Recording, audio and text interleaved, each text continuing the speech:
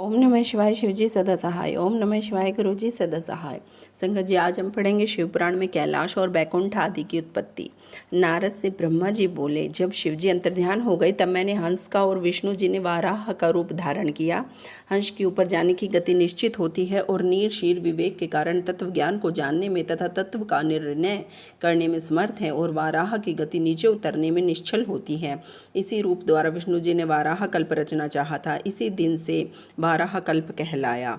शिव जी का ध्यान कर मैंने सृष्टि की रचना प्रारंभ की। प्रथम जल की उत्पत्ति की, उसमें से अंजलि भर जल से 24 तत्वों का एक अंड बनाया। वह अंड बृहत होता गया। उसके विराट हो जाने पर मैंने भगवान विष्णु का ध्यान किया। उन्होंने अंड में प्रवेश कर उसे चेतन किया। उसके सहस्त्र पैर, सहस्त्र हाथ, सहस्त्र नेत्र, सहस्त्र सिर आदि प्रकट हो गए। उस विराट पुरुष ने सारी पृथ्वी को ढक लिया। फिर विष्णु कैलाश से ऊपर बैकुंठ को चले गए। मैंने सृष्टि रचना प्रारंभ कर दी। पहले पाप की सृष्टि की, जिसमें अविद्या और तप की प्रधानता थी।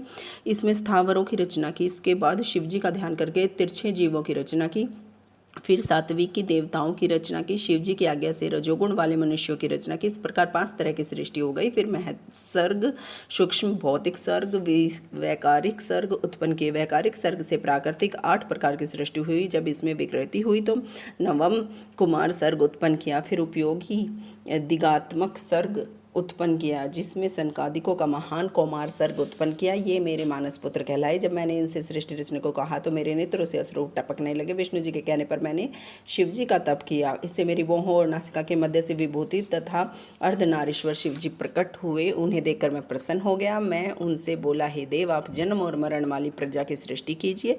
परंतु शिव जी ने यह कार्य स्वयं करके मुझे ही सौंप दिया। मुझे माया रहित रहने पर वरदान देकर अंतर्ध्यान हो गए। ओम नमः शिवाय। शिव जी सदा सहाय। ओम नमः शिवाय। गुरु जी सदा सहाय। जय गुरु जी। शुक्राना गुरु।